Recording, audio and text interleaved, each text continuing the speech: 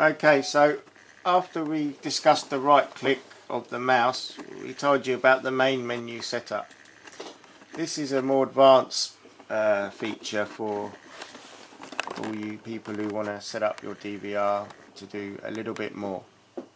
Let's just touch on the playback feature because we did briefly go about it earlier, but there's a few more features on here I'd like to show you. We've shown you at the bottom the tab with the green and yellow colours, and we explained about standard record and motion record. But there's a good feature on the right side here with these lines. If we click on that, straight away it's showing us when the motion was detected at what time throughout the day that we're looking at. This is quite handy if you're not sure when an incident happened. If I was to click at incident number 10 and then double click on the time, straight away it brings up this time on playback and that 60 seconds of motion that have been detected.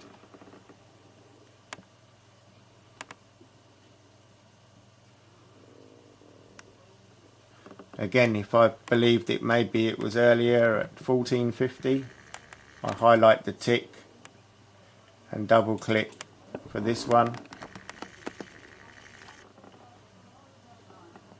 and now it's playing 14:50.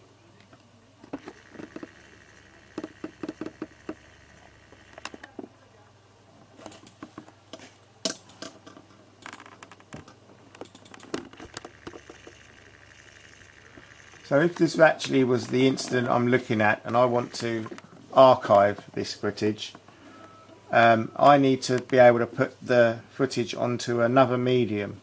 So with this DVR we have the USB 2 slot on the front panel, which is located here above the mouse USB slot. We are using a USB device which has an SD card plugged into it, but you could actually use a standard USB stick from anything from 500 MB up to 64 gig, whichever you have and you'd like to use. So once you plug that device in and you've done your search on screen, there's a little feature which is really quite good on the bottom right of the screen, which looks like a floppy disk.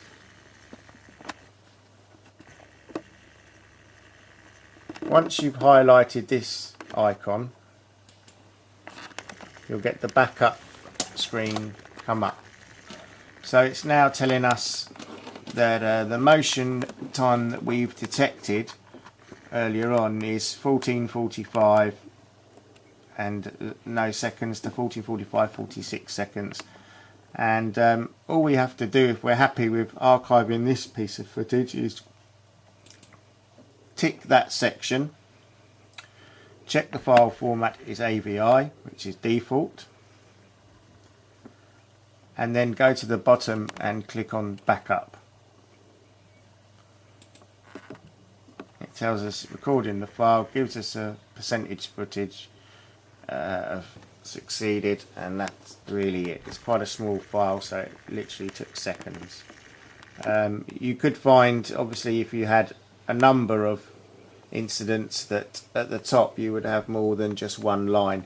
If I actually go back and maybe highlight one or two, so let's go for 2, 6,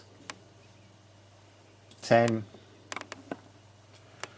Okay, then click on the disk icon, and now you can see we have all three of those motion incidents. So rather than tick all three, I would just tick the one at the top, and that's selected all of them as one go. Okay, at the bottom here it's telling us our disk space remaining is 959 megabytes. The required file size for copying these three incidents is 32 meg, so we've obviously got plenty of space on there. We click back up and you'll see the percentage tab going up and that file has now been succeeded and backed up. Here goes number 2, and here goes number 3. So we've got everything we need now archived on that USB device, so that if our hard drive carried on recording and overwrote that incident, it wouldn't matter. We'd have a permanent archive of that incident. Wonderful piece of kit.